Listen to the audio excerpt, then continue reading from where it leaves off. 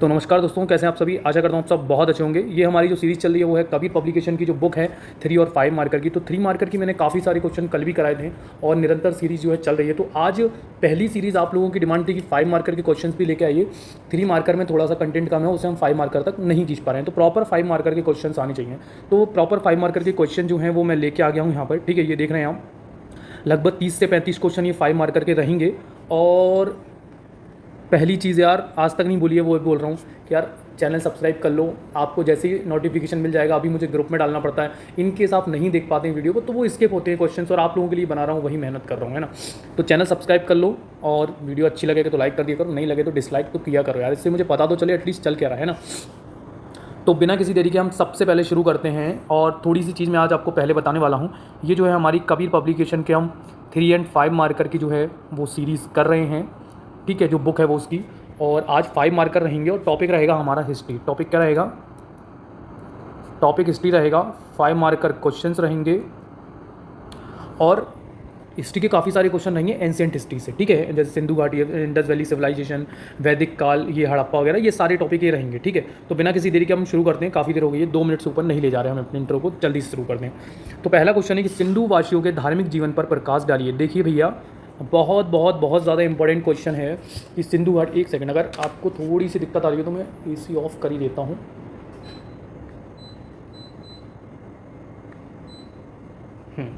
अब ठीक है, थोड़ी शांति है।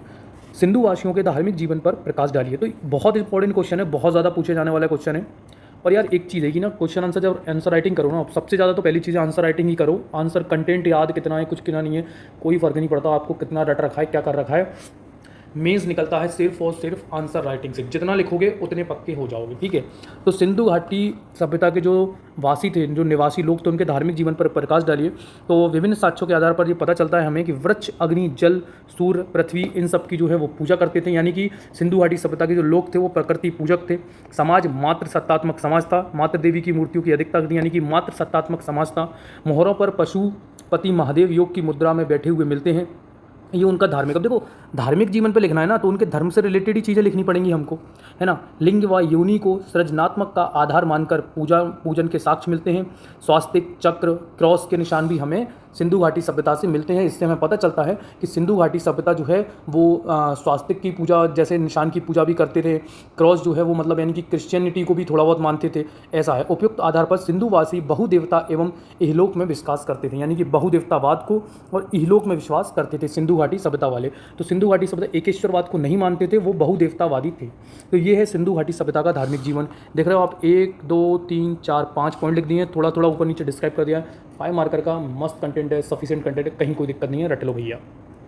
सेकंड क्वेश्चन आता है कि आपका सिंधु सभ्यता की राजनीतिक व्यवस्था पर चर्चा कीजिए। अब उनकी जो राजनीतिक जो व्यवस्था थी, पॉलिटिकल जो इंफ्रास्ट्रक्चर था, जो चीज़ें थी वो क्या थी, वो उस हिसाब से कैसे मतलब बताया गया है कि भाई पुरोहित वर्ग का क्या काम था, है ना, दास प्रथा प्रचलित थी नहीं थी, कैसे काम होता था, पॉलिटिकल चीज़ें कैसे चलती थी। तो लिपि को पढ़ने में असमर्थता के कारण सिंधु वासियों के राजनीतिक जीवन पर मतों में थोड़ी सी भिन्नता है। मतों में क्या भिन्नता है इसकी, तो अभी डेट में भी भिन्नता है। ठीक है, डेट भी एक्चुअल में कंफर्म नहीं बता पा रहे, कोई 1750 वाली बोलता है, उससे अलग अलग चीज़ें अभी कुछ 7000 साल पुरानी भी कहीं पता चली है, जो अभी हाल में खोजी गई है ना, एक साइड मिली है। स्टुअर्ट पिगमट जो है पुरोहित वर्ग का शासन था। एक स्टुअर्ट प्रमुख जो है एक इतिहासकार हैं बहुत बड़े, ये इनका कहना है, इनका जो कथन है वो बोलते हैं कि जो है सिंधु घाटी सभ्यता में जो है पुरोहित वर्ग का यानी कि उच्च वर्ग का शासन था। व्हीलर बोलते हैं कि धर्म आधारित मध्यवर्गीय जनतंत्रात्मक शासन व्यवस्था थी। कैसी थी? मध्यम वर्गीय जनतंत्रात्मक शासन व्यवस्था थी। जो इतिहासकार हैं हैदर, वो ये बोलते हैं कि राजतंत्रात्मक ना होकर जनतंत्रात्मक था। मतलब जो राज्य था यानी कि जो केंद्रीय शासन था वो जनता से चलता था, यानी कि लोकतंत्र था वहाँ पर। ठीक है, एक BB स्टुअर्ट है, वो बोलते हैं कि गुलामों पर आधारित शासन था। और RS शर्मा जी बोलते हैं कि व्यापारी वर्ग का शासन था। ये व्यापारी वर्ग का जो शासन था, यानी कि जो व्यापार, यानी कि जो टैक्स वगैरह देते थे वो व्यापारी जो लोग देते थे, तो उन्हीं लोगों का शासन था, उन्हीं का वर्चस्व था समाज में। ये थोड़ा सा मतलब सर्वमान्य फैक्ट है, मतलब यूनिवर्सल है। मतलब यूनिवर्सल क्या, जो ज़्यादातर लोग मानते हैं इसको, यही सत्य है। ठीक है, तो ये वो है। तो ये सारी चीज़ें आपको लिखनी है कि किसने क्या बोला था, ये सब चीज़ें याद करके लिख लो। ये राजनीतिक व्यवस्था हो गई, कुछ अलग नहीं था यार, क्वेश्चन ऐसे ही आएगा और यही लिखना पड़ेगा, है ना। नेक्स्ट क्वेश्चन क्या है आपका? नेक्स्ट क्वेश्चन है आपका कि सिंधु वासियों के सामाजिक जीवन, अब देखो सामाजिक जीवन यानी कि रहन सहन खान पान ये सब कैसा था, वो होता है सामाजिक जीवन। तो वो चीज़ हमको बतानी पड़ेगी कि भाई मांस खाते थे या नहीं खाते थे, है ना, तो जनतंत्र विश्वास रखते थे कि नहीं रखते थे, है ना, महिलाएं किस तरह के वस्त्र पहनती थी, आभूषण कैसे पहनती थी, ये सारी चीज़ें हमें सामाजिक व्यवस्था के अंतर्गत लिखी होती हैं। तो नगरीय बनावट तथा विभिन्न साक्ष्यों के आधार पर सैंधव सभ्यता का सामाजिक जीवन कैसा था, इसके बारे में चर्चा ये है कि समाज अनेक वर्गों जैसे पुरोहित, व्यापारी, अधिकारी, शिल्पी, जुलाहों यानी कि गुलाम एवं श्रमिकों में बटा हुआ था। ठीक है, तो समाज इन वर्गों में बटा हुआ था।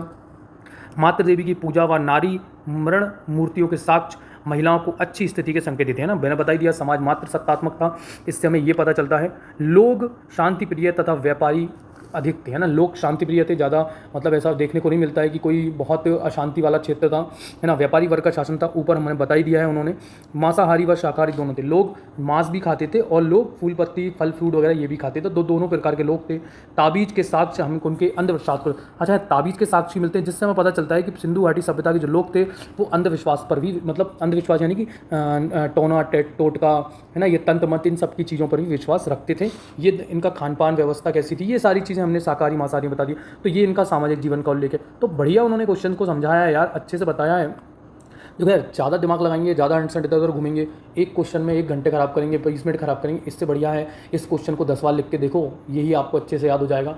जैसा का जैसा आ गया बढ़िया, वैसा का वैसा छाप आओगे, कहीं कोई दिक्कत नहीं है ना। ज़्यादा क्वेश्चन में दिमाग लगाना है यार। सोच के देखो कि अगर हमको जब आप पेपर देने गए तो अगर 30% पेपर भी वो मिल जाता है जो आपने पहले प्रैक्टिस कर रखा है 5 से 7 बार, और 30% क्वेश्चन वो मिल जाते हैं जो आपको, जिनके बारे में सोचना नहीं पड़ रहा, जिनके फॉर्मेट के बारे में सोचना नहीं पड़ रहा, क्योंकि आपने टेस्ट इतने लगाए, अपने आंसर राइटिंग इतनी की है, और वो क्वेश्चंस आपके बार बार लिखने में आए, तो आपका हाथ अपने आप चल पड़ेगा बिना टाइम वेस्ट किए। तो कंपेयर टू अदर तो कितना जल्दी हो गए ना यार आप। नेक्स्ट क्वेश्चन है आपका, सिंधु सभ्यता के आर्थिक जीवन पर प्रकाश डालिए। तो इनकी जो आर्थिक जीवन था, है ना, जो इकोनॉमिक जो लाइफ थी उस पर कैसे इकोनॉमिकली कैसे थे, है ना, तो उस आधार पर तो कृषि आधारित व्यवस्था थी, है ना, आर्थिक रूप से लोग संपन्न थे, धनी थे। विशाल अन्नागारों के साथ कृषि उन्नति तथा अधिशेष उत्पादक के घोतक थे, मुख्य व्यवसाय कृषि था। देखो यार अंट छोड़ो, ये लिखना है आपको। विशाल अन्नागारों के साक्ष्य से हमें ये पता चलता है कि सिंधु घाटी सभ्यता की जो कृषि व्यवस्था थी वो उन्नत थी, और जो मुख्य व्यवसाय था वो था कृषि था। पशुपालन, मोहरों पर पशुपालन का अंकल पशुपालन को दर्शाता है ना, व्यवस्था पशुपालन व्यवस्था थी। मुख्य जो पशु थे वो थे बैल, गाय, भैंस, ये सब थे। शिल्प उद्योग से मन का कपड़ा उद्योग, आभूषण, कटाई बुनाई, इन सब उद्योग मतलब वहाँ पर स्थापित थे। ठीक है, व्यापार अफगानिस्तान, ईरान, मिस्र से बाहर तथा देश में आंतरिक व्यापार होता था। जो वस्तु विनिमय प्रणाली थी, यानी कि जो बांट माप तौल प्रणाली द्वारा होता था, सिक्कों का प्रयोग नहीं करते थे। ये जो है सिंधु घाटी सभ्यता में वस्तु विनिमय प्रणाली थी, धन वगैरह का नहीं कहता था कि भाई तुम हमसे ये वस्तु ले लो, हम तुम्हें ये वस्तु दे देंगे, है ना। वो सेम वैदिक काल तक ये चलिए। वैदिक काल में गायों के आधार पर मतलब व्यापार होता था कि भाई गाय को बहुत ज़्यादा सुपीरियर माना जाता था, और जिसके पास सबसे ज़्यादा गाय होती थी वो ही मतलब उच्च माना जाता था। तो सिंधु घाटी सभ्यता में वस्तु विनिमय प्रणाली थी, व्यापार इनका इन देशों से व्यापार था, शिल्प उद्योग, कृषि, पशुपालन, इन सब के आधार पर आर्थिक व्यवस्था मजबूत थी। सैंधवकालीन नगरीय व्यवस्था एक उन्नत नगरीय व्यवस्था थी। अब देखो जो नगर थे वो कैसे थे, यानी कि सड़कें समकोण पर काटती थी, है ना, ये सब व्यवस्था। जो मकानों के जो द्वार थे, जो घर थे, वो साइड में निकलते थे, है ना, ऑन रोड पर नहीं निकलते थे, लोथल को आप बात था इसका। तो ये सारी जो व्यवस्था थी ना, अच्छी नगरीय व्यवस्था थी। जो नालियाँ थी वो ढकी हुई थी, है ना, ड्रेनेज सिस्टम बहुत अच्छा था। ये सारी जो नगरीय व्यवस्था थी उसके बारे में हमें यहाँ चर्चा करनी है। तो क्वेश्चन पढ़ लेते हैं कि सिंधु सभ्यता एक उन्नत नगरीय व्यवस्था थी, नगरों को सुनियोजित ढंग से बसाया गया था, सड़कों की बनावट वैज्ञानिक थी, जैसे घरों का मुख्य द्वार सड़क के सामने नहीं खुलता था, ग्रिड प्रणाली पर सड़कें बनी हुई थी। ग्रिड प्रणाली पर मैंने बताया ना, समकोण पर काटती थी एक दूसरे को, सड़कें बनी हुई थी। जल निकासी की उन्नत व्यवस्था थी, स्वच्छता का विशेष ध्यान, जैसे नालियों को ढका जाता था। अभी मैंने बता दिया आपको, स्वास्थ्यवर्धक घरों का निर्माण, जिससे रोशनदान की व्यवस्था थी। घरों में कुओं का निर्माण किया जाता था। भूकंप रोधी घरों का निर्माण, जिसमें दीवारें इंग्लिश बोल्ड सिस्टम पर बनाई जाती थी।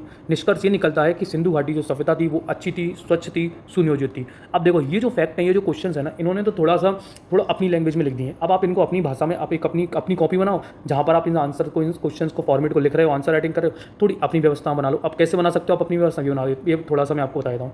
देखो ये लिखा है, सड़कों की बनावट वैज्ञानिक थी, जैसे घरों का मुख्य द्वार सड़क के सामने नहीं खुलता था। अब देखो सिंधु घाटी सभ्यता में सड़कें एक दूसरे को समकोण पर काटती थीं। घरों के जो मुख्य द्वार थे वो सड़क पर ना खुलकर पास मतलब एक किनारे मतलब एक दूसरी ओर खुलते थे, जिससे क्या होता था, जिसका अपवाद लोथल है। लोथल में जो घरों के दरवाजे थे वो रोड पर खुलते थे। ठीक है, जल निकासी की उत्तम व्यवस्था थी। इसके साथ हमें वहाँ की ढकी हुई नालियों से मिलते हैं, आप ये लिख सकते हैं। सेकंड आप ये लिख सकते हैं कि घरों में रोशनदान की व्यवस्था थी, जिससे क्या हो सकते हैं, जिससे बाहर की जो सूर्य की किरणें हैं वो घर में प्रवेश करें और सकारात्मक ऊर्जा बनी रहे, है ना। घरों में कुओं की व्यवस्था थी, जिससे कि पानी का स्टोरेज था वो उसकी उन्नत व्यवस्था थी घरों में, है ना। तो ये सारी चीज़ें आप अच्छे से लिख सकते हैं कि जो मतलब घर थे वो दो प्रकार की स्थितियों बचे हुए थे। जो नगर थे वो उच्च दुर्ग और एक निम्न दुर्ग, है ना, ऊंचाई पर स्थित था और एक निम्न दुर्ग था। इस तरह की चीज़ें आप बहुत सारी लिख सकते हैं, कहीं कोई दिक्कत नहीं आएगी। नेक्स्ट क्वेश्चन है कि सिंधु सभ्यता के व्यापार पर टिप्पणी कीजिए। अब व्यापार कैसा था, आंतरिक व्यापार था, बाहरी व्यापार था, पशुपालन व्यवस्था थी। तो ये तो व्यवस्था हो गई, कृषि आधारित व्यवस्था थी, पशुपालन व्यवस्था, आर्थिक व्यवस्था हो गई। अब व्यापार कैसा था, है ना, किन किन देशों से व्यापार था, कहाँ क्या क्या वस्तु आयात निर्यात किया जाता था, ये सारी चीज़ें हम यहाँ लिखेंगे। तो क्वेश्चन है कि सिंधु घाटी सभ्यता के व्यापार पर टिप्पणी लिखिए। सिंधु सभ्यता में बाह्य एवं आंतरिक दोनों प्रकार के व्यापार प्रचलित थे। बाह्य व्यवस्था समुद्री तथा स्थलीय मार्ग से होती थी। मध्य एशिया, फारस की खाड़ी, बहरीन द्वीप, मेसोपोटामिया जैसी जो सभ्यताएं थी बड़ी बड़ी, अफगानिस्तान, इन सब से जो है हमारा जो व्यापार था सिंधु घाटी सभ्यता का, जो इतने देशों में इतनी सारी सभ्यताओं से हम इनका व्यापार होता था। जो आंतरिक व्यवस्था था वो हमें राजस्थान तथा अन्य स्थानों से भी आंतरिक व्यापार के साक्ष्य देखने को मिलते हैं। ठीक है, नेक्स्ट एक सेकेंड। नेक्स्ट क्वेश्चन है कि आयात। अब आयात में क्या क्या वस्तुएं थी, तो देखो जैसा आपको बताया कि सोना तो बहुत सारा मिला ही है सिंधु घाटी सभ्यता में। तांबा, सैलखड़ी, टिन, इन सब का जो है आयात हुआ करता था, यानी कि इन सबको मतलब आयात किया जाता था और निर्यात किया जाता था। हाथी दांत के बने पासे, मन के, शंख की बनी सजावटी सामग्री, इन सब का निर्यात किया जाता था। और जो आधार था व्यापार के आधार पर किया जाता था कि हमारा ले लो और अपना दे दो। ठीक है, तो वस्तु विनिमय प्रणाली के आधार पर व्यापार किया जाता था। नेक्स्ट क्वेश्चन क्या है कि सिंधु घाटी सभ्यता का पतन कैसे हुआ। अब देखो पतन के बारे में ना अलग अलग बहुत सारे इतिहासकारों ने अलग अलग मत दिए। किसी ने बोला है कि बाढ़ के द्वारा हुआ, किसी ने बोला है कि आर्यों के आक्रमण के द्वारा हुआ। तो अलग अलग मत हैं, वो सारे मत आपको लिखने पड़ेंगे, तभी हम पतन के कारणों को बता पाएंगे। तो अलग अलग विद्वानों के अलग अलग मत हैं। जो विद्वान तो KUR कैनेडी जो है एक विद्वान है, एक इतिहासकार है, उन्होंने अपना मत दिया है कि भाई प्राकृतिक आपदा यानी कि बाढ़ वगैरह इन सब के कारण मतलब इसका कैनेडी ने मत दिया है कि बाढ़ वगैरह, ये भूकंप वगैरह, ये प्राकृतिक जो आपदाएं होती हैं उनके कारण इसका पतन हुआ था। जो MR साहनी है, MR साहनी ने बोला है कि भूतात्विक परिवर्तन के कारण पतन हुआ। जॉन मार्शल ने बोला है प्रशासनिक शिथिलता के कारण पतन हुआ, है ना। नेक्स्ट आपके आते हैं कि ये स्टाइन ने बोला है कि जलवायु परिवर्तन के कारण पतन हुआ। जॉन मार्शल जो हैं, ये जो हैं बहुत प्रसिद्ध इतिहासकार हैं, बहुत इनका जो मत है, इन्होंने जो मत दिया वो सर्वमान्य मत है, यानी कि बहुत सारे लोग इनसे सहमत हैं। जॉन मार्शल ने बोला कि बाढ़ का प्रकोप था। भाई बाढ़ आ गई थी, जो सप्त सैंधव सभ्यता मतलब जो 7 नदियाँ जा रही थी ना ऊपर से, सिंधु, झेलम, चिनाब, रावी, ब्यास, सतलज, सरस्वती, तो ये 7 नदियाँ जो हैं वो जाके मतलब सिंधु नदी में मिलती थी, ये सारी की सारी नदियाँ। और इसी के कारण जो नदी थी उसका मतलब मार्ग परिवर्तित हुआ और वहाँ पर बाढ़ आ गई, जिससे पूरी की पूरी सभ्यता का विनाश हो गया। नेक्स्ट अब ये बोलते हैं कि एक चाइल्ड एवं व्हीलर, ये बोलते हैं भैया कि आर्यों ने जो आक्रमण किया उसके कारण सभ्यता का पतन हुआ, लेकिन इसके कोई इतने ज़्यादा साक्ष्य मिलते नहीं हैं। तो ये सारी व्यवस्था, ये सारी चीज़ें आपको देखो, ये है क्वेश्चन मैं बता देता हूँ आपको। ये एक सेकंड से नहीं देखेगा, ये क्वेश्चन है पतन कैसे हुआ। कि कुछ सारे आप 4-5 नाम याद कर लो, उनके बारे में लिख दो। एक तो इनका याद कर लो, देखो मैं बता देता हूँ आपको। एक तो आप इनका याद कर लो, स्टाइन इनका, ठीक है। एक आप जॉन मार्शल का, है ना, स्टाइन का याद कर लो, जॉन मार्शल का याद कर लो, गार्डन, चाइल्ड एवं व्हीलर का याद कर लो। इन तीनों के तो आप याद कर ही लो, है ना। जलवायु परिवर्तन, बाढ़ का प्रकोप, है ना। स्टाइन ने क्या बोला, स्टाइन ने बोला कि जलवायु परिवर्तन के कारण हुआ। मार्शल ने बोला कि बाढ़ के प्रकोप के कारण हुआ। तथा चाइल्ड एवं व्हीलर, गार्डन, चाइल्ड एवं व्हीलर ने बोला कि आर्यों के आक्रमण के कारण हुआ, है ना। और 3 तो ये हो गए, 3 और 2 इसमें से याद कर लो कोई, है ना। MR साहनी कर लो, साहनी ने क्या बोला, भूतात्विक परिवर्तन के कारण हुआ। 4 कर लो, बहुत है, कोई दिक्कत नहीं है। 4 मत बता देना और थोड़ा ऊपर नीचे थोड़ा सा इसको डिस्क्राइब कर देना कि ये मतें ऐसे ऐसे अभाव में होता है। तथा सिंधु घाटी सभ्यता के पतन को लेकर विद्वानों में जो मत हैं वो भिन्न भिन्न हैं, लेकिन मतलब स्पष्ट रूप से ये पता नहीं चलता है कि सिंधु घाटी सभ्यता का पतन कैसे हुआ। ऐसे स्टार्टिंग में लिख देना और लास्ट में लिख देना कि ये इतने सारे मत हैं। ऐसे करके आपका 5 मार्क का क्वेश्चन बन जाएगा। देखो यार 2017 में क्वेश्चन आ चुका है, मैंने ध्यान नहीं दिया, वहीं रहा। 2017 मेंस में ये क्वेश्चन पूछा जा चुका है। नेक्स्ट आपका क्वेश्चन बनता है, अब सुझाव है जब विद्वानों का नाम याद ना आए तो सिर्फ कारण या उनके विचार लिख दो। कोई दिक्कत नहीं है, लिखना है लिख दो, लेकिन अगर याद आ जाएगा तो अच्छी बात है ना यार। 3 नंबर तक, 3 साढ़े 3 नंबर तक मिल जाए, क्या बुराई है ना। अब प्रश्न, अभ्यास वाले प्रश्न ये हैं कि सिंधु घाटी सभ्यता की प्रमुख विशेषताएं लिख दो, महिलाओं की स्थिति कैसी थी ये लिख दो, उद्योग धंधों के बारे में लिख दो, वैदिक सभ्यता और सिंधु घाटी सभ्यता के बारे में अंतर लिख दो। ये आपके पास होमवर्क है, आप लिख के खुद से देख सकते हैं। देखो यार, खुद से तो मेहनत करनी पड़ेगी, जहाँ प्रश्न मिल जाए लिखने बैठ जाओ। नहीं आ रहा, पहले टॉपिक क्लियर करो, अच्छे से टॉपिक पढ़ो, फिर उसके आंसर लिखो। ऐसे करो, अच्छे से टॉपिक बन जाएगा, कहीं कोई दिक्कत नहीं आएगी। नेक्स्ट क्वेश्चन है आपका कि ऋग्वैदिक कालीन सामाजिक दशा का वर्णन कीजिए। तो ऋग्वैदिक कालीन समाज की जानकारी ऋग्वेद से प्राप्त होती है। इसका जो सामाजिक जीवन था वो था कि परिवार कबीलाई रूप में था, समाज मूलक समाज था, पितृ सत्तात्मक समाज था। ऋग्वैदिक काल में कौन सा समाज था? पितृ सत्तात्मक समाज था। संयुक्त परिवार की प्रथा प्रचलित थी। स्त्रियों का स्थान सम्मानीय था। उत्तर वैदिक काल में जो स्त्रियों का स्थान है वो बहुत दयनीय, बहुत बेकार स्थिति में पहुंच गया था, लेकिन वैदिक काल तक तो बहुत अच्छा था, है ना। शिक्षा मौखिक तथा उद्देश्य बौद्धिक विकास का था। दासों की स्थिति जो है वो कठोर नहीं थी। अतः निष्कर्ष ये निकलता है कि सामाजिक जीवन अपने प्रारंभिक अवस्था में था, यानी कि शुरुआती स्थिति में था, सामाजिक जीवन अच्छा था। यानी कि कुल मिला के अगर निष्कर्ष निकाले तो ऋग्वैदिक काल में जो सामाजिक जीवन था, समाज के जो वर्गों की स्थिति थी वो अच्छी थी, है ना। स्त्रियों की दशा भी स्थिति थी, समाज पितृ सत्तात्मक था, कबीलाई रूप से मतलब बटा हुआ था समाज, जो परिवार थे वो। नेक्स्ट क्वेश्चन आता है आपका कि ऋग्वैदिक कालीन राज्य व्यवस्था पर प्रकाश डालिए। तो ऋग्वैदिक कालीन एवं प्राप्त साक्ष्यों के आधार पर ऋग्वैदिक कालीन जो राज्य व्यवस्था है, जो ऋग्वेद है उस समय जानकारी मिलती है इसके बारे में। अब ये रही राज्य व्यवस्था। जो जन का मुखिया होता था उसे गोपाजन्य कहा जाता था, विश्व के मुखिया को विश्वपति कहा जाता था, ग्राम के मुखिया को ग्रामीण कहा जाता था, तथा कुटुंब के मुखिया को मुखिया कहा जाता था। कुटुंब यानी परिवार का जो मुखिया था उसे मुखिया कहते थे, ग्राम का जो मुखिया था उसे ग्रामीण कहा जाता था, है ना। तो निम्न से उच्च की ओर जा रहे हैं हम। विश्व का जो मुखिया था वो विश्वपति था, और जो जन का मुखिया था वो गोपाजनश्य था। राजतंत्रात्मक जो शासन व्यवस्था थी, शासन क्या था? राजतंत्रात्मक था, जनतंत्रात्मक नहीं था, राजतंत्रात्मक शासन व्यवस्था थी। कबीलों का प्रमुख राजन कहलाता था, वह वंशानुगत होता था। राजा कैसा होता था? राजा वंशानुगत होता था, यानी कि पैतृक होता था। राजन पर नियंत्रण के लिए सभा एवं समिति नामक 2 संस्थाएं थीं। जनता राजा को बलि, यानी कि बलि अब देखो क्वेश्चन आ जाता है 3 मार्कर में कि बलि क्या है। तो बलि ऋग्वैदिक कालीन जो है वो स्वैच्छिक कर व्यवस्था थी, जो कि जनता जो है, जो प्रजा है, वो स्वेच्छा से राजा को कर देती थी, उसका नाम था बलि। स्वैच्छिक कर देती थी। न्यायाधीशों को प्रशासनिक व गुप्तचरों को स्पष्ट कहा जाता था। तो न्यायाधीशों को जो न्याय करने वाले थे उनको प्रश्न विनाक कहा जाता था, एवं जो गुप्तचर व्यवस्था थी ऋग्वैदिक काल में, तो गुप्तचरों को स्पष्ट कहा जाता था, स्पष्ट कहा जाता था। तो ये जो है राज व्यवस्था थी ऋग्वैदिक कालीन। बहुत अच्छे से डिस्क्राइब किया गया यार, कोई दिक्कत नहीं है, आराम से अच्छे नंबर मिलेंगे। लिख के देखो 2 से 4 बार इस क्वेश्चन को। ऋग्वैदिक कालीन धार्मिक जीवन पर चर्चा कीजिए। तो वैदिक कालीन आर्य बहुदेवता एवं प्रकृति पूजक थे, अभी बता दिया है, वो उसका भी बताया मैंने, सिंधु घाटी सभ्यता का भी। ये भी जो है वो प्रकृति पूजक थे और बहुदेवता को मानते थे। वैदिक धर्म में सबसे महत्वपूर्ण देवता इंद्र थे। प्रकृति के प्रतिनिधि के रूप में देवता 3 श्रेणियों में विभक्त थे: आकाश के देवता, अंतरिक्ष के देवता एवं पृथ्वी के देवता। यज्ञ अनुष्ठान के माध्यम से देवी और देवताओं की पूजा अर्चना की जाती थी। धर्म में पुरोहितों का जो स्थान था वो सम्मानीय था। तो ये थी ऋग्वैदिक कालीन जो धार्मिक व्यवस्था थी, उसके बारे में हमने चर्चा की। नेक्स्ट क्वेश्चन आता है कि ये भी देख लो, एक मतलब पॉइंट बचा हुआ है। पुरुष प्रधान धर्म होने के बावजूद भी स्त्रीय देवी की पूजा की जाती थी। निष्कर्ष ये निकलता है कि वैदिक धर्म आर्य एवं सार्वभौमिक सत्ता में विश्वास करते थे। नेक्स्ट क्वेश्चन आता है कि ऋग्वैदिक कालीन आर्थिक जीवन पर प्रकाश डालिए। अब आर्थिक व्यवस्था क्या थी ऋग्वैदिक काल में, जो व्यापार का जो साधन था, जो व्यापार वगैरह क्या होता था, उसके बारे में बात करते हैं।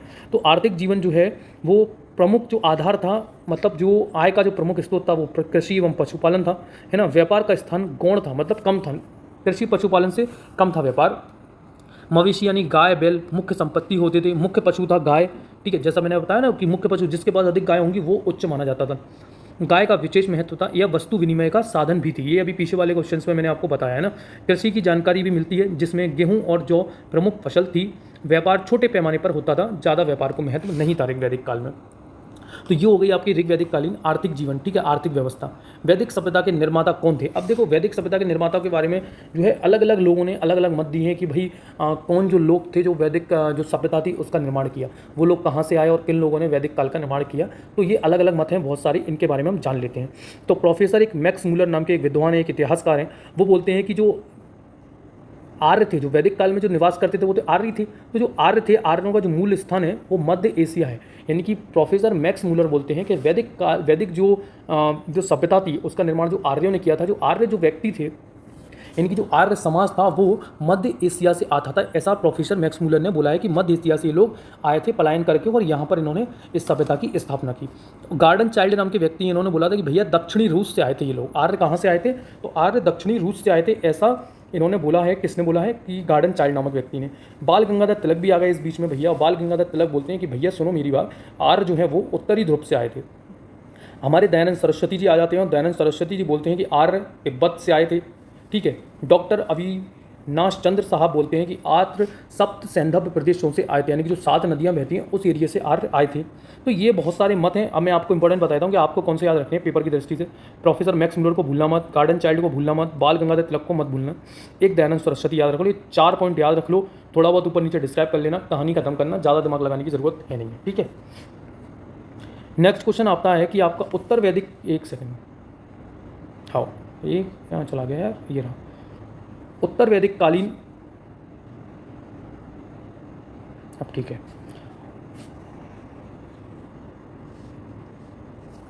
ये आपका क्वेश्चन आता है कि उत्तर वैदिक कालीन एवं सामाजिक दशा पर प्रकाश डालिए। उत्तर वैदिक काल की जो समाज की दशा थी, यानी कि किस तरह की दशा थी, 1000 से 600 ईसा पूर्व तक ये सबको पता है। तो इस स्थिति में क्या हुआ था समाज में ना यार, बहुत सारी बुराइयां व्याप्त आ गई थी। जो स्त्रियों की दशा थी बहुत दयनीय, बहुत बेकार हो चुकी थी। तो पढ़ लेते हैं ना, देखो बता देता हूँ मैं। समाज में वर्णों का आधार कर्म को ना होकर जाति पर हो गया था। कर्म आधारित समाज ना होकर यहाँ पर जाति आधारित समाज हो गया था। कर्म कांडों के चलते ब्राह्मणों की जो स्थिति थी वो मजबूत होने लगी थी। कर केवल वैश्य ही चुकाते थे। यहाँ पर ब्राह्मणों की स्थिति मजबूत होने लगी। कर केवल वैश्य यानी कि जो व्यापारिक वर्ग था वही देता था। विवाह एक पवित्र बंधन था एवं विधवा विवाह पर कोई प्रतिबंध नहीं था। विधवा विवाह पर कोई प्रतिबंध नहीं था उत्तर वैदिक काल में। ये बहुत इंपॉर्टेंट फैक्ट है, आप अच्छे से ध्यान रखो। अधिकतर शाकाहार पर अधिक निर्भरता थी, लेकिन कभी कभी मांसाहार एवं मदिरा का प्रचलन भी था। स्त्रियों की स्थिति में अपेक्षाकृत गिरावट दर्ज की गई, जैसे राज्य व्यवस्था में कम भागीदारी स्त्रियों की हो गई। इस प्रकार उत्तर वैदिक काल में समाज की स्थिति सुदृढ़ होती गई, वहाँ स्त्रियों का दर्जा कम होता गया। समाज तो अच्छा बनता गया, लेकिन स्त्रियों की जो दर्जा था, स्त्रियों की जो स्थिति थी वो कमजोर होती गई उत्तर वैदिक काल में। ये बहुत शानदार पॉइंट्स हैं, बहुत अच्छे पॉइंट है, रट लो अच्छे से। 5 मार्कर में गजब के पॉइंट है, कहीं कोई दिक्कत है नहीं है।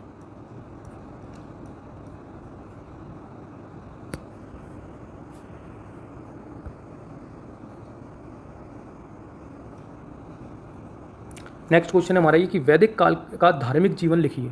तो यज्ञ अनुष्ठान के बढ़ते प्रचलन से उत्तर वैदिक काल में निम्नलिखित परिवर्तन हुए। तो वैदिक काल का जो धार्मिक जीवन था वो कैसा था, इसके बारे में जानकारी इंद्र के स्थान पर बता दिया गया मैंने, ये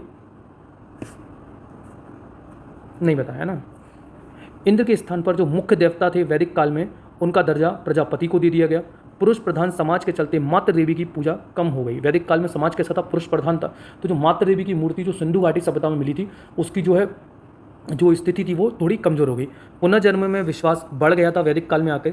इस काल में षड दर्शन यानी कि जो कुछ उदय हुआ, जो सांख्य ज्योतिष है ना, ये जो मतलब जो 6 दर्शन थे इनका उदय हुआ। ठीक है। विष्णु पालक एवं पशुओं के देवता रुद्र की शिव के रूप में पूजा होने लगी। मूर्ति पूजा के संकेत यहाँ से मिलते हैं। वैदिक काल से मूर्ति पूजा के संकेत क्या हुआ, मिलने लगे, यानी कि मिलते हैं। बढ़ते कर्मकांडों के खिलाफ ही बुद्धिवादी आंदोलन का प्रारंभ भी उत्तर वैदिक काल से प्रारंभ हो गया। जो कर्मकांड बहुत ज़्यादा बढ़ने लगे, तो जो बुद्धिवादी व्यक्ति थे यानी जो इंटेलेक्चुअल व्यक्ति थे, उनका जो आंदोलन था इसके खिलाफ उनका आंदोलन भी इस काल में बढ़ता गया। नेक्स्ट क्वेश्चन है कि उत्तर वैदिक कालीन आर्थिक जीवन कैसा था। तो इसके बारे में बात कर लेते हैं। तो ये है कि लोहे के प्रयोग से पशुपालन और जो कृषि प्रधान जो व्यवस्था थी उसमें क्रांति आई, यानी कि लोहे की जो औजार थे वो बनने लगे, तो कृषि में उसका प्रभाव बढ़ता गया और ज़्यादा उत्पादन होता गया। भूमि पर व्यक्तिगत अधिकार की भावना बढ़ी, जिससे कबीलाई मान्यताओं का पतन होने लगा। अब व्यक्तिगत भूमि पर व्यक्तिगत आधार की मान्यता बढ़ने लगी, जिससे जो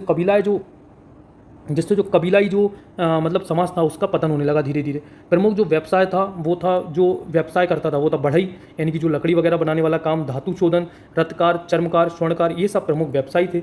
व्यापार वस्तु विनिमय प्रणाली पर आधारित था। माप की कुछ इकाइयाँ निष्क, शतवान, पाद आदि थीं। भाव, शुल्क, बलि इत्यादि राजा को दिए जाने वाले कर थे, जो अनाज के रूप में दिए जाते थे। लोहे के प्रयोग से कृषि के रूप में उन्नत व्यापार प्रगति हुई तथा नगरों का विकास प्रारंभ हो गया। देखो यार, इंपॉर्टेंट सी चीज़ है, बहुत लिखो। सबसे पहले तो ये वाला फैक्ट लिख देना है ना, सबसे लास्ट वाला। लोहे के प्रयोग से कृषि में उन्नति हुई, जिससे व्यापार में प्रगति हुई और नगरों का विकास प्रारंभ हो गया। सेकंड लिख देना, पशुचारण से कृषि व्यवस्था प्रधान होती गई एवं अर्थव्यवस्था मजबूत होती गई। ठीक है। भूमि पर व्यक्तिगत अधिकार की भावना बढ़ती गई, ये लिख देना, बस इतना सा। ठीक है।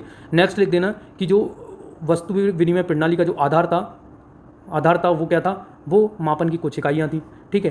शुल्क, बलि इत्यादि राजा को दिए जाने वाले कर थे जो अनाज के रूप में दिए जाते थे। ये ऐसे ऐसे लिखना है और ज़्यादा नहीं लिखना है। बहुत ज़्यादा जो डिफिकल्ट चीज़ें ना उनको छोड़ के इंपॉर्टेंट फैक्ट निकालना और जो ईजी लैंग्वेज है उसमें कन्वर्ट करके लिख देना, ठीक है, इस वाले क्वेश्चन को। अब उत्तर वैदिक काल की जो राजनीतिक व्यवस्था थी उसके बारे में चर्चा हुई है। तो उत्तर वैदिक काल की जो राजनीतिक व्यवस्था थी वो थी कृषि एवं भूमि के बढ़ते महत्व ने उत्तर वैदिक काल में राजनीति को एक नई दिशा प्रदान की। ऋग्वैदिक काल कबीले के स्थान पर जनपद का प्रादुर्भाव हुआ। भैया जनपद जो है एक राष्ट्र था, तो कबीले, पहले तो कबीले हुआ करते थे बहुत सारे, अब कबीले के स्थान पर जो है राष्ट्र जैसे एक जो है राष्ट्र का निर्माण हुआ, ठीक है, बहुत बड़ा क्षेत्र होता था राष्ट्र। इस काल में छोटे छोटे जन आपस में मिलकर एक जनपद का निर्माण करते थे। राजा पर सभा एवं समिति जैसी जो संस्थाएं थी, ये जो कि मतलब इंद्र के स्थान पर प्रमुख प्रजापति देवता को माना गया, और जो सभा एवं समिति थी वो प्रजापति की दो पुत्रियां मानी जाती थी। अब यहाँ आके ऐसी स्थिति हुई है कि सभा एवं समिति जैसी जो संस्थाएं थी ना, उनका जो कंट्रोल था उनका ही नियंत्रण कम हो गया, उनका ही नियंत्रण खत्म हो गया, ठीक है। राजा की प्रगति का आकलन उसके द्वारा करवाए जाने वाले यज्ञों पर निर्भर करता था कि भाई कितना राजा कितने यज्ञ करवाता है, वो है राजा की प्रगति। महिलाओं की जो राजनीतिक व्यवस्था थी वो मैंने बता ही दिया, कम होती गई थी, क्षीण होती गई थी। नेक्स्ट आता है कि राजत्व के दैवीय विकास की संकल्पना का उदय हुआ। राजा की निरंकुशता पर नियंत्रण की व्यवस्था अब भी मौजूद थी। यानी कि कहने का मतलब है, इस पॉइंट की जगह लिखो कि जो है राजा को देवता के समान माना जाने लगा था उत्तर वैदिक काल में। नेक्स्ट क्वेश्चन है आपका कि उत्तर वैदिक काल में स्त्रियों की दशा में अपेक्षाकृत गिरावट दर्ज की गई, टिप्पणी लिखो। तो ऋग्वैदिक काल की अपेक्षा उत्तर वैदिक काल में स्त्रियों की दशा में गिरावट आई। तो ये कैसे आई? एक तो मैत्रेयी संहिता जो है, यानी कि जो मैत्रेयी संहिता यानी कि बहुत सारी जो मतलब एक बहुत सारे रूल्स हैं जिसको इकट्ठा करके एक बुक बनाई जाती है, उसे हम संहिता बोलते हैं ना। तो मैत्रेयी संहिता में स्त्रियों को 3 बुराइयों में रखा गया है, सुरा, पासा और स्त्री। ये 3 जो हैं पुरुष की बुराइयां हैं। सुरा यानी कि शराब पीना, पासा यानी कि जुआ खेलना, और स्त्री को भी उसी का दर्जा दिया गया है। इतनी ज़्यादा बुरी दशा स्त्रियों की मानी गई है इस काल में। स्त्रियों के लिए उपनयन संस्कार बंद कर दिए गए थे। ऐत्रेय ब्राह्मण में पुत्री को ही समस्त दुखों का कारण बताया गया। अब देखो, आप सोचो कितनी मतलब बेकार व्यवस्था थी कि ऐत्रेय ब्राह्मण जैसे ग्रंथ में पुत्रियों को जो है जो सभी दुखों का कारण है वो है पुत्री है, ऐसा बोल दिया गया। तो कितनी बेकार व्यवस्था उत्तर वैदिक काल में स्त्रियों की हो चुकी थी वो आप देख सकते हैं। स्त्रियों से संपत्ति के अधिकार छीन लिए गए। सभा नामक संस्था में स्त्रियों के प्रवेश को वर्जित कर दिया गया, यानी कि राजनीति में स्त्रियों की कोई भागीदारी नहीं होगी। उपरोक्त उदाहरण स्त्रियों की दशा में गिरावट दर्शाते हैं। फिर भी इस काल में स्त्रियों की दशा सूत्र काल की तुलना में अच्छी थी। सूत्र काल में तो और बेकार स्थिति हो गई थी स्त्रियों की। अब ये पॉइंट आपको बहुत अच्छा पॉइंट है, बहुत कम क्या बोलूँगा, कोई नहीं लिखेगा यार इस पॉइंट को। अगर आप इस पॉइंट को लिख के आओगे तो अच्छा नंबर मिलेगा कि इस काल में स्त्रियों की जो दशा थी वो सूत्र काल की तुलना में फिर भी अच्छी थी। नेक्स्ट क्वेश्चन आता है कि आपका वैदिक साहित्य पर टिप्पणी लिखिए। तो वैदिक साहित्य पर टिप्पणी लिखिए कि भाई किताबें, ग्रंथ कौन कौन से थे वैदिक काल में, उसके ऊपर टिप्पणी लिखी है ना। तो सर्वप्रथम 4 वेदों ऋग्वेद, अथर्ववेद, यजुर्वेद, सामवेद, इनका स्थान आता है वैदिक काल में साहित्य में। ऋग्वेद को विश्व की प्रथम पुस्तक माना जाता है। इन चारों वेदों को संहिताएं कहा जाता है। ब्राह्मण ग्रंथ भी इसमें संहिता में शामिल है। इन्हें अपोष्य माना जाता है, यानी कि अपोष्य मतलब पुरुष के द्वारा नहीं है, ये पुरुष के द्वारा नहीं लिखे गए, ऐसा बोला जाता है। वैदिक साहित्य संस्कृत भाषा में लिखा गया। इन्हें श्रुति यानी कि सुनना अथवा देवी ज्ञान भी कहा जाता है वैदिक साहित्य को। अरण्य एवं उपनिषद को भी इसमें शामिल किया। अरण्य मतलब जो वन के द्वारा, जो अरण्यक जो होते थे, जो कि जो ऋषि मुनि होते थे ना, जंगल में जाकर वन के नीचे, पेड़ के नीचे बैठकर जिन ग्रंथों को लिखते थे उन्हें हम अरण्यक कहते थे। उपनिषद वगैरह भी वैदिक साहित्य में ही शामिल हैं। वैदिक साहित्य की जटिलता को कम करने के लिए वेदांग, दर्शन, उपवेद, स्मृतियाँ, इन सब की रचनाएं की गई, जिससे इनकी जो जटिलता है, इनकी जो मतलब इनकी जो डिफिकल्टी है उसको कम करके इजीली समझा जा सके। इसके लिए इनकी वेदांग, दर्शन, इन सब की उपवेद है ना, इन सब की सामवेद, अधर्वेद, इन सब के उपवेद बनाए गए और उनकी मतलब उनको रचना की गई, उपवेदों की रचना की गई। ऋग्वेद पर टिप्पणी लिखी। देखो 2010 का क्वेश्चन है। अब आप ये सोच रहे हो ना कि भाई सामवेद, ऋग्वेद, इन पर टिप्पणी लिखने थोड़ी आएगी, इनके बारे में लिखने के लिए नहीं आएगा। बिल्कुल आ जाएगा सर, वो लिखने पड़ेंगे आपको 10 मंडल, 1028 सूत्र। और क्या लिखोगे इसमें ऋग्वेद में, बताओ मुझे। वो चीज़ें तो लिखनी पड़ेंगी ना आपको कि भाई जो पुस्तक मतलब जो ऋग्वैदिक काल का जो पुरोहित था उसको क्या कहते थे, कितने मंडल थे, कितने सूक्त थे, ठीक है, कौन कौन सी रचनाएं हैं, किस देवी की स्तुति मिलती है ना, कौन सा ब्राह्मण ग्रंथ कौन कौन से हैं ऋग्वेद के, यही सब चीज़ें तो लिखनी पड़ेंगी इसमें। अपन सोचेंगे नहीं ये थोड़ी आएगा, बिल्कुल आएगा। 2010 में देखो आ चुका है। अब 2010 में आ चुका है, इसका मतलब ये है आगे अधर्वेद पर, यजुर्वेद पर टिप्पणी आ सकती है 5 मार्कर में। वेदों में सर्वप्रथम स्थान ऋग्वेद का था, जिसमें निम्नांकित आधार था। ऋग्वेद को विश्व की प्रथम प्राचीन पुस्तक माना जाता है, ठीक है। ऋग्वेद का अर्थ है श्लोक अर्थात छंदोबद्ध रचना, है ना, छंद के बद्ध यानी कि छंदबद्ध में एक लाइन में छंद लिखे गए। इसमें देवताओं की स्तुति करने वाले सूक्तों की रचना की गई है ना। देवताओं की जो स्तुति करने वाले जो सूक्त हैं उनकी रचनाएं की गई है। इसमें जो सूक्त हैं वो 1028 सूत्र हैं जिनको 10 मंडल में विभाजित किया गया है। इनमें मंत्रों का यज्ञ के दौरान आह्वान करने वाले पुरोहित को होता कहते हैं, यानी ऋग्वेद को पढ़ने वाले जो ऋग्वेद में जो मंत्र लिखे हैं उनको जो गायन करते हैं, उनको जो पढ़ने वाले जो पुरोहित हैं उनको होता कहा जाता है। सबसे महत्वपूर्ण मंडल 10वां मंडल है जिसमें पुरुषोक्त में वर्णों की उत्पत्ति के बारे में बताया गया है। ठीक है, उपवेद जो है इसकी व्याख्या के लिए ऐतरेय एवं कौस्तुकी ब्राह्मण ग्रंथों की रचना की गई। तो इससे आप ऐतरेय और कौस्तुकी इसकी जो ट्रिक है वो ऐसे एक करके देख लीजिए। ऋग्वेद पहले नंबर का ग्रंथ है, 1 नंबर का ग्रंथ है, तो इसकी शॉर्टकट हो गई एक, यानी कि ए से ऐतरेय, का से कौस्तुकी, है ना। तो ऐतरेय और कौस्तुकी जो है ऋग्वेद के ब्राह्मण ग्रंथ है। नेक्स्ट आता है आपका वैदिक शिक्षा पद्धति पर प्रकाश डालिए। तो वैदिक शिक्षा पद्धति पर वैदिक काल में शिक्षा अपने माता पिता से दूर रहकर गुरुकुल में प्राप्त की जाती थी। इस शिक्षा की जो विशेषता थी वो ये थी कि शिष्य को शिक्षा प्राप्ति तक ब्रह्मचर्य का पालन करना होता था। उपनयन संस्कार किया जाता था, यहीं पर शिक्षा प्राप्ति के दौरान उपनयन संस्कार किया जाता था। गुरु की सेवा कर सभी को आश्रम में रहना अनिवार्य था। शिक्षा के मुख्य रूप से वेद, उपनिषद, अरण्यक इन सब का अध्ययन किया जाता था। शिक्षा व्यवहारिक ज्ञान पर आधारित थी, यानी कि प्रैक्टिकल नॉलेज दिलाई जाती थी। यहाँ पर वैदिक काल में शिक्षा का अधिकार स्त्री एवं पुरुष दोनों को बराबर रूप से प्राप्त था। ये देखो बहुत इंपॉर्टेंट क्वेश्चन है, मतलब प्रश्न है, पॉइंट है ये। वैदिक काल ये लास्ट में लिख दोगे ना, खेल हो जाएगा भैया।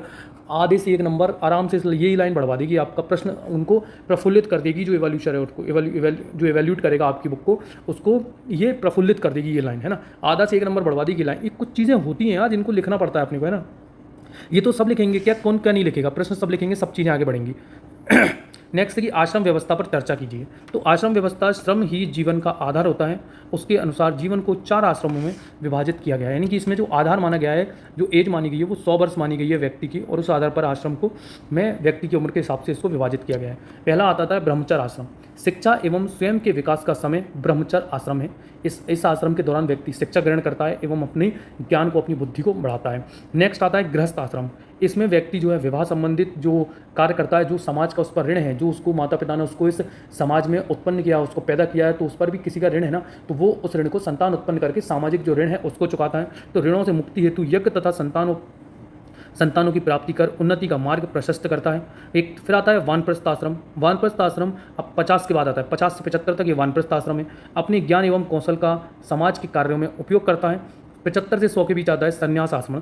परमात्मा की उपासना में लीन रहकर मोक्ष प्राप्ति का प्रयास करता है। तो ये हो गए देखो 1 से 25, 25 से 50, 25 से 75, 75 से 100, ये 100 वर्ष का इसको आधार मान के इसको आश्रमों में जीवन को डिवाइड कर दिया है। निष्कर्ष ये निकलता है कि चारों आश्रमों का अनुशासन में रहकर कार्य करने से जीवन सफल होता है। नेक्स्ट क्वेश्चन आता है कि वैदिक काल में पुरुषार्थ का उद्देश्य लिखिए। अब पुरुषार्थ क्या है, बहुत बहुत बहुत बहुत ज़्यादा इंपॉर्टेंट क्वेश्चन है। पुरुषार्थ के बारे में ही कभी कभी लिखने को आ जाता है 3 मार्कर में, ठीक है। मनुष्य को जीवन को सही दिशा देने के लिए वेदों में 4 पुरुषार्थों का उल्लेख किया गया है। कौन सा? धर्म, अर्थ, काम, मोक्ष। अर्थ मतलब धन, पैसा। धर्म मतलब धर्म इति धार्यते, यानी कि धर्म क्या है, जिसको धारण किया जा सके। धर्म है क्या? धर्म मतलब जिसको धारण किया जा सके। धर्म के मार्ग पर चलना मनुष्य जीवन का आधार है। धर्म वह है जिसको धारण किया जा सके, और धर्म के मार्ग पर चलना ही मनुष्य जीवन का आधार है। तो पुरुषार्थ में पहला तो हो गया धर्म, है ना, धर्म के आधार पर चलो। अर्थ मतलब धन, पैसा। जीवन जीने के लिए कर्म कर जीविकोपार्जन करना, यानी कि धन संचित करना। इतना धन मतलब आपने को सोच लिया धर्म रूप से, यार मुझे कोई मंदिर बनवाना है, आप उस मंदिर के लिए पैसा तो चाहिए, तो धन भी तो, अर्थ भी तो चाहिए, तो उसको भी व्यवस्था करो, ठीक है। फिर काम, ऋण मुक्ति के लिए संतान उत्पत्ति करने का प्रयास, ये है काम, यानी कि सेक्स वाली चीज़।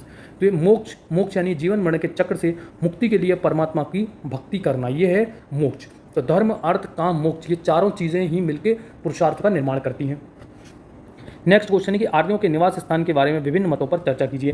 भैया किसी ने बोला, मैंने आपको पहले बता दिया कि आर्य मध्य एशिया से आए थे, मैक्स मूलर साहब ने बोला। उत्तरी ध्रुव से आए थे, ये हमारे बाल गंगाधर तिलक साहब ने बोला। दयानंद सरस्वती साहब ने बोला कि आर्य तिब्बत से आए। तो सेम वही क्वेश्चन है, उसको दोबारा रिपीट कर दिया, कुछ अलग नहीं है, ठीक है। सूत्र साहित्य के भागों पर प्रकाश डालिए। तो वैदिक साहित्य के वेदांग के भाग कल्प को ही सूत्र साहित्य कहा जाता है। इसके 4 भाग हैं, एक है स्रोत सूत्र, एक है धर्म सूत्र, एक है गृह सूत्र, एक है सुलभ सूत्र। तो स्रोत सूत्र में यज्ञ एवं ज्यामितीय विज्ञान से संबंधित है स्रोत सूत्र। धर्म सूत्र जो है जो सामाजिक नियम कानून इन सब से संबंधित है। ग्रह सूत्र जो है मनुष्य जीवन को सुचारू रूप से चलाने के लिए इसमें 16 संस्कारों का जो वर्णन किया गया है, उपनयन संस्कार, ये सब जो संस्कार है ना, विवाह संस्कार, इन सब संस्कारों का जो वर्णन है वो ग्रह सूत्र से संस्कारों को 16 संस्कारों को वर्णन किया गया है, वहीं से लिए गए हैं 16 संस्कार। एक है सुलभ सूत्र। सुलभ सूत्र में यज्ञ हवन कुंड को बनाने की विधि का विस्तार किया गया है। इस प्रकार सूत्र साहित्य यज्ञ एवं सामाजिक जीवन के नियमों की एक संहिता है, एक रूल है, एक नियम की व्यवस्था है सूत्र साहित्य। नेक्स्ट क्वेश्चन आता है,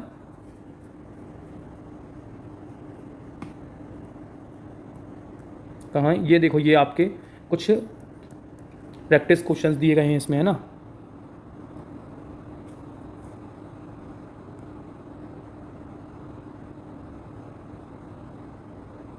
ये है आपका नेक्स्ट क्वेश्चन। ये देखो 2020 में ये क्वेश्चन गाया गया है कि बालाथल संस्कृति क्या है, इसकी प्रमुख विशेषताएं लिखिए।